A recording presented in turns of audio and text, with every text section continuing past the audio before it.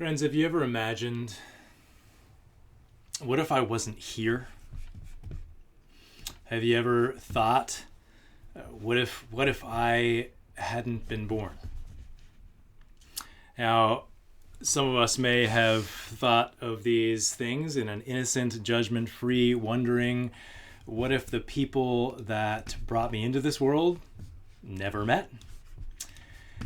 But also sometimes this question comes from the place of regret or pain, when things go badly, when depression, anxiety raise high. Maybe it'd be better if I hadn't have been born. They'd be better off without me anyway. Or when mistakes, self-judgments unfold or relationships dissolve, that pondering. Would it be different if I weren't around? What if we as a church weren't around? Do you recognize the photo that's before you in your bulletin this morning?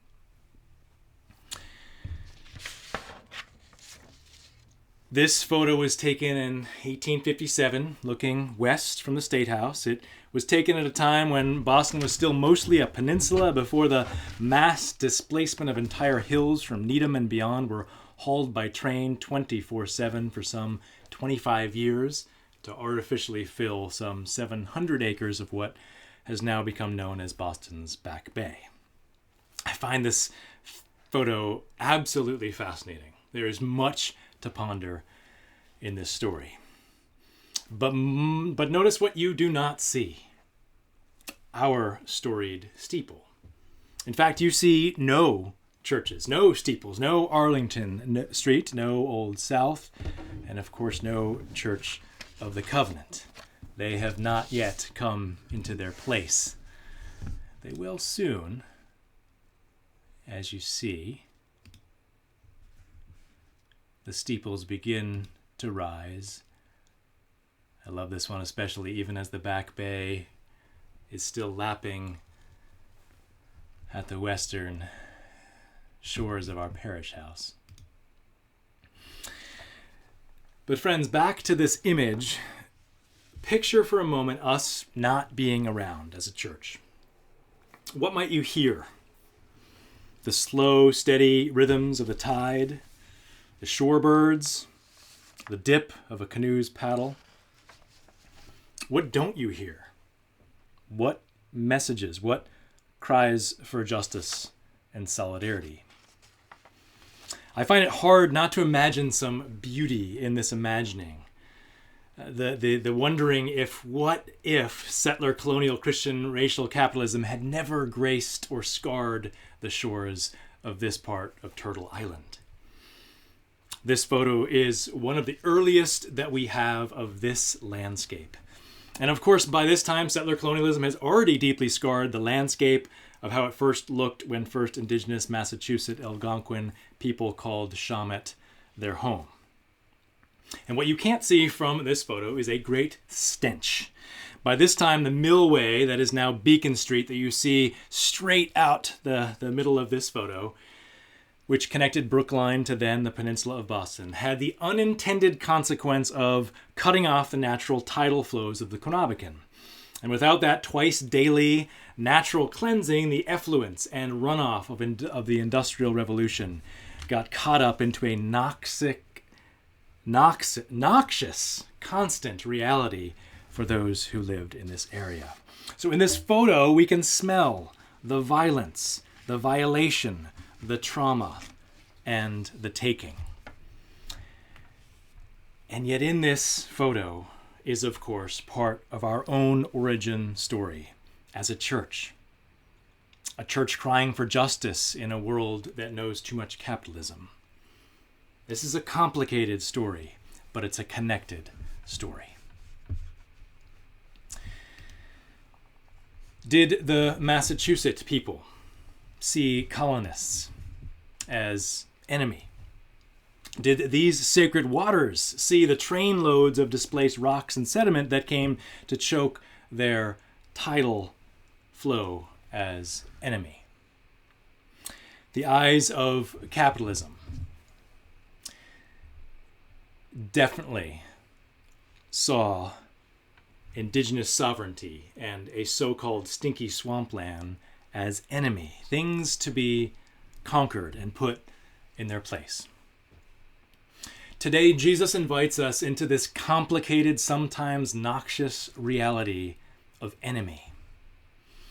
Jesus brings up this term, ekthros in Greek, meaning hostile, adversary, or enemy, a few times in today's well-known reading, as so well read by Christine from Luke's chapter 6. But I say to you, listen, love your enemies, do good to those who hate you, bless those who curse you, pray for those who abuse you. Before we consider these challenging lines more deeply, let's recall some context. Before these verses, Jesus first calls the 12 disciples from a place of prayer up on the mountain. And then that very first line in our reading, which could benefit from an entire sermon, Jesus came down with them and stood on a level place. This is not the Sermon on the Mount as told in Matthew's Gospel. This is the so-called Sermon on the Level Plain. And it begins with Jesus descending to a place of humility, equality, radical solidarity on a level place, and is with the people, not above them. And these people are from far-flung places. Jews from Judea and Jerusalem, but Gentiles from the coastal cities of Tyre and Sidon. There are wild differences implied. And yet there is no division in this coming together. There is no alien or stranger in this place of radical equity where Jesus begins to speak about a different way, a beloved community, a kingdom of God. And the text here says that Jesus came here to heal others, and people came to be healed by that healer, by the power that makes for wholeness. Jesus descends in solidarity with the reality of a broken world, a world where there is disease and suffering, a world where lands are stolen, where bays are filled in, where people are displaced and enslaved. And into this mess, into this stench, Jesus with the people brings healing power, brings repair. I love how the text says Jesus then looks up at his followers. Remember, they're all in a level place here. And so the text doesn't say it, but Jesus must have been sitting down. Out of his humility, his humus, earthiness, Jesus sits in order to look up into the eyes of others in compassion and dignity and respect. The teachings then flow, ones of blessing and woes.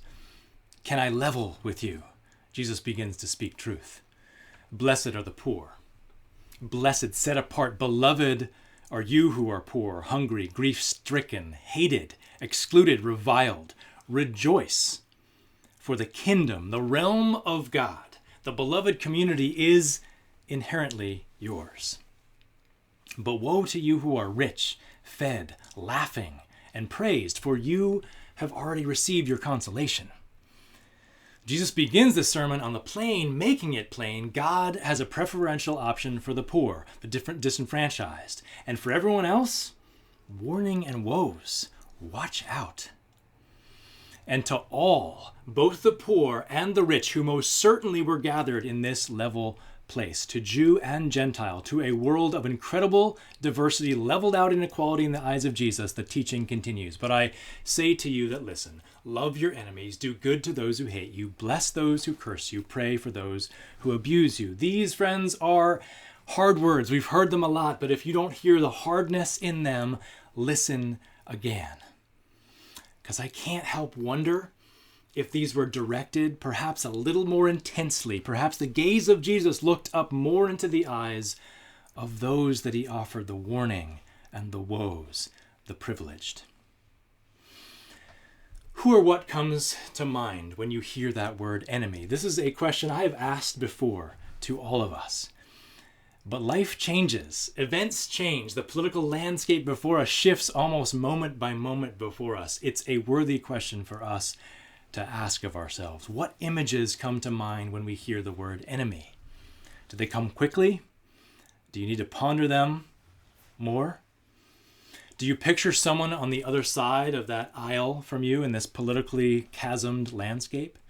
Someone who doesn't mask or vax, or someone who does? Someone that you deemed once as your friend, but then bullied your kid, or at one point bullied you as a kid? Do you picture Russia? Do you picture those who are chainsawing rainforests? Do you picture white nationalists? Do you picture the United States' settler colonial past? Do you picture parts of your own Christian family? For some of us, such picturing of an enemy is easy. It comes crystal clear. For others of us, it requires some work. For those who have been abused, for those who have been demeaned or hurt, it often comes quickly. But for some of us, it may not require looking too far, for too often we see that enemy right in the mirror as we can become our own worst enemy at times. So as we envision enemies in whatever form they come or don't come, we ask of this text, Jesus, why are you going the extra mile to say love your enemies? Isn't Luke's version of the golden rule in 35, verse 35 enough? Do to others as you would have have them do to you? Isn't the call to love neighbor enough? Challenging enough? We all know it's hard work. Neighborly love is more than just saying hello to your neighbors when you're shoveling through these snowstorms. The love of neighbor is hard. But Jesus goes beyond that and says, love your enemy. Is this just rhetorical impact? Is it dramatic flair? Is it Jesus being the dramatic here? Or is it Jesus being the humble? Is it Jesus being essential and infusing more love into a much needed world devoid of too much love? If Jesus compromised here and instead say, strive to reconcile with your enemy, I think we would immediately respond. There might be less resistance. The Truth and Reconciliation Commissions of the world, the images of Palestinians and Israelis growing organic gardens together would come into our mind's eye. Enemies reconciling, yes, but loving? Jesus, of course, is not the first to call humanity to such a high standard. There are many references. The Babylonian text, the Akkadian Council on Wisdom, some 2,000 years before Jesus goes like this. Do not return evil to your adversary. Requite with kindness the one who does evil to you. Maintain justice for your enemy and be friendly to your enemy. And of course, the Hebrew Bible has lots of examples. In Exodus, if you meet your enemy's ox or their donkey wandering away, you shall surely return that donkey to them. Scholars agree that the early church was greatly influenced by the first century Greek ethical thought, including the school of the Stoics like Seneca, who wrote, we shall never cease to work for the common good, to help each other, and to give aid even to our enemies when our hand is feeble with age. But even in repeating these ancient ideas and repurposing them in the heart of a new emerging movement, this new emerging early church focused on God's love, this call to enemy love is still deeply challenging and no question got the attention of those gathered on those plains. The word Jesus here that he uses, of course, is agape, for love.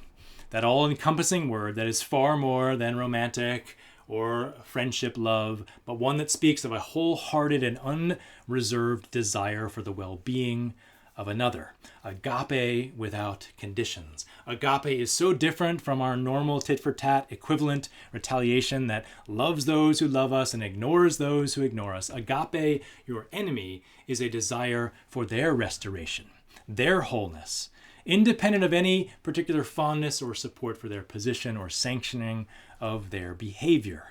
This is no small task. However, if you agape your enemies, you can still call them to account. In fact, such truth-telling that illuminates the roots of violence is a critical component of such Jesus called for love. If your enemy is the fossil fuel empire, for instance, saying and living out an agape love looks like civil disobedience, to shut down climate-altering dirty pipelines, calling out to the banks that support them, in order so that those companies would one day become alternative energy companies. Standing Rock, Line 3, Line 5. We know these examples of calling people to account in the spirit of fierce love. But such an agape love will express opposition in nonviolent ways that aim at the well-being of both sides. Agapeing such enemy speak is tough, but it is sacred work. When I hear Jesus' over-the-top agape enemy enjoinder, I'm reminded of how differently this lands based on lived experience and comparative privileges. I'm struck with how I encounter this text each time I do, from a place of relative comfort and security, signs of my cis male U.S. Protestant white privileged self. Beyond some deeply troubling political realities, I find it hard to visualize personal enemies because I have not experienced the often daily oppression, sexual violence, and the unreported, literal and emotional strikes to the cheek that too often are experienced by people of color, queer folk, and women. And so I strive to listen beyond my own lived experience and amplify the voices of others like Reverend T. Denise Anderson, Director of Racial Equity for our PCUSA, who finds this part of the Sermon on the Plains, the Beatitudes, deeply troubling and problematic. She makes the point that the real enemy can often be the way that these verses are used and misused. She quotes Zora Neale Hurston, "If you are silent about your pain, they'll kill you and say you enjoyed it." And she goes on to reflect that such verses have often encouraged people to be silent about their own pain. They have been employed to silence the victimized so that others are not discomforted or inconvenienced by their difficult stories. More nefariously, we have used Jesus' words to actively encourage vulnerable people to stay in abusive environments and relationships. Such misuses of these verses, rather than outright hostility from avowed enemies, present the biggest threat to the church truly embracing its call to justice and genuine siblinghood. Reverend Anderson's unease with this text recalls how they might first have landed to those in the early church. Remember the backdrop. For those listening to that Luke-Acts narrative written to the most excellent Theophilus around the 1st century CE, it was a time of great instability and violence. The church was a still small, emerging unity movement, often seen as a growing threat and source of resistance to the looming Roman Empire. The reference to enemies here would easily land with a visualization from the early Lucan community. And the lines about being struck on the cheek and having your coat taken would have been heard as overt references to common Roman military practices against the poor. So we remember liberation theologians like Leonardo Boff and Walter Wink, who help us understand these verses not as supportive of victimization or passive acceptance of abuse, but as deeply empowering. Wink explains that both the turning of the cheek and the giving of your tunic to expose one's nakedness were bold acts of resistance meant to expose the injustices of those who would oppress. That Gandhian principle of nonviolent action, that of non-cooperation with anything humiliating. Jesus here is inviting those in the early church to see themselves not as victims, but as powerful survivors under the shadow of empire. And Reverend Anderson invites today's church to a position here of agency, reminding us that even at the receiving end of someone else's bad behavior, we can control our own response. We have a power to choose. Nadia Bolz-Weber goes on to say how Jesus ends this passage linking enemy love with forgiveness, and writes, "What if forgiveness, rather than being a weak way to say it's okay, is actually a way of yielding bolt cutters and snapping the chains that link us? What if it's saying, what you did was so not okay that I refuse to be connected with it anymore? Forgiveness is about being a freedom fighter." So why love of enemy here, Jesus? To help us become freedom fighters, to help us love more, to help us move through the pain and to uncover self-love. Even as we keep our sights and hopes on the ultimate reformation and turning around of those who do others and this planet harm. In this restorative justice lens of Jesus, with an eye on wholeness for the whole, agape love of enemy leads us all into a more full love of self and love of God, where we are all given agency and power to choose our view. So how do we, friends, see our place in the story? In a recent post celebrating Black History Month and promoting an upcoming screening of the new short film, descended from the promised land, the legacy of Black Wall Street, our UCC referenced the African concept of Sankofa. They reminded us that this sacred concept of the Akan tribe in Ghana is summed up in this proverb: "It is not taboo to fetch what is at risk of being left behind." Sankofa, of course, is often depicted visually as a mythical bird with feet firmly planted forward and head turned backwards, reminding us that the past serves as a crucial guide for navigating the future. And so I'd invite you again to consider your place in this place. In hearing and in honoring Sankofa, I would invite you again to look at this 1857 image. And yes, again, listen to the beauty of the Quinabican River Basin before it ever knew of the enemy of settler colonialism. And I invite you to lament and repent of that Christian heretical statement called the Doctrine of Discovery that sanctioned and fueled so much displacement and enslavement in the name of God's manifest destiny. And I also invite you to carry this lament into a new landscape where our church does play an essential role. Our story is complicated. It is complex. But friends, we indeed have emerged. If you look carefully, there lies the steeple.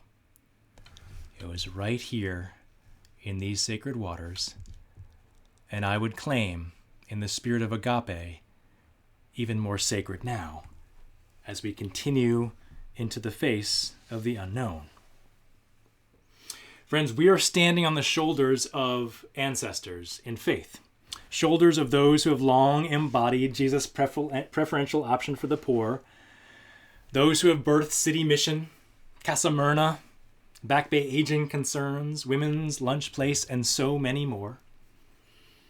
Art and music that has flowed out of this building into the wider landscape of Boston.